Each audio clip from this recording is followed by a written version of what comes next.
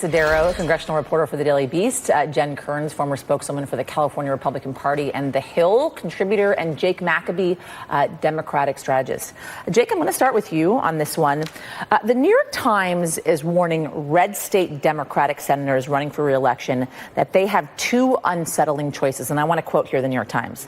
Vote to confirm the pick and risk demoralizing Democratic voters ahead of the midterm elections, or stick with the party and possibly sacrifice their own seats and any chance at a Democratic majority in 2019. They're talking about Heidi Heitkamp, Joe Donnelly, and Joe Manchin here. Is there a way for these red state Democrats to win, or is this a lose-lose situation? No, sure. I mean, I think these Democrats are going to do what's right for their constituents, and that includes. And they voted for Gorsuch. But this includes now we're in a place where we are dealing with issues like protecting the ACA, like protecting Roe v. Wade, like standing up for a woman's right to choose. So I think now we are in a place where these Democrats are going to stand up for their constituents, and that includes their constituents who have pre-existing conditions. It includes women who need health care assistance. So I think that they are going to do the right thing here and stand up for their constituents. That's what they've always done. That's why they are in power in these states. Do you think they'll block it? I think that they will stand up for the constituents, and I suspect that they'll do the right thing. Constituents, though? I think that they will stand up. Because they're Democrats in a red state. I do think that that these Democrats will stand with a woman's right to choose and will do the right thing. What we know about these nominees, about these potential nominees, is that this is a pretty extreme list. This came from a list of 25 folks who were called by the Federalist Society, which is a right-wing organization.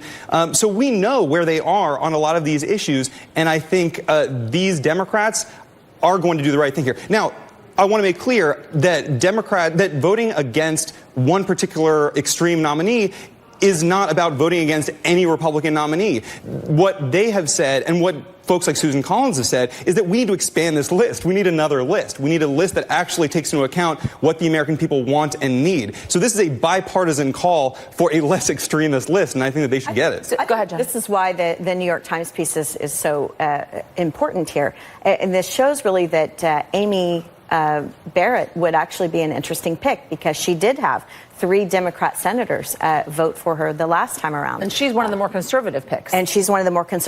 But here you have Joe Manchin from West Virginia. You had Tim Kaine of Virginia running to confirm her, and Joe Donnelly of Indiana. And this is pretty interesting.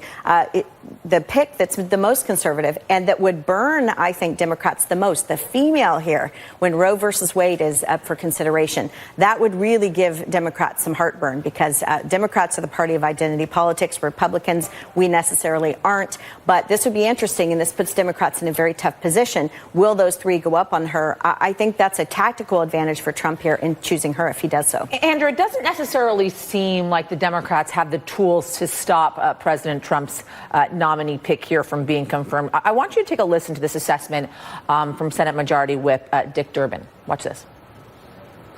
Under the rules of the Judiciary Committee and the rules of the Senate, the majority basically does rule. And although we have an opportunity to ask questions, and we should, of whoever the nominee may be, the notion that we can stop them with 49 votes is just not in the cards. So we do know that Republicans hold a slim majority in the Senate, but do you think that they could prevent the nominee from being confirmed here? No, not at all. They're really powerless, and it really goes to show us that elections do have consequences. I think there is a silver lining, though, here for Democrats, and it's the fact that, historically, the idea of getting judges on the bench has usually been a conservative issue. It's galvanized more conservative voters around the country and gotten them to vote, particularly in important midterm elections. This year, the Democrats have a chance to take advantage of that on their side of the aisle, meaning they can show their voters, who many or some of which might not be as enthused about going out to vote in these midterm elections, show them this is what the stakes are. This is how high the stakes are. And you could potentially help to rev up the Democratic base ahead of the midterm elections here and use this issue, this issue of judicial nominations, in a way that Republicans have historically been extremely successful at. I have a feeling both the Democrats and the Republicans are both going to be running on the judicial nominations. I just have a feeling. Jake Maccabee, Jen Kerns, thank you both for joining me. Andrew is going to stay with us. I want to go to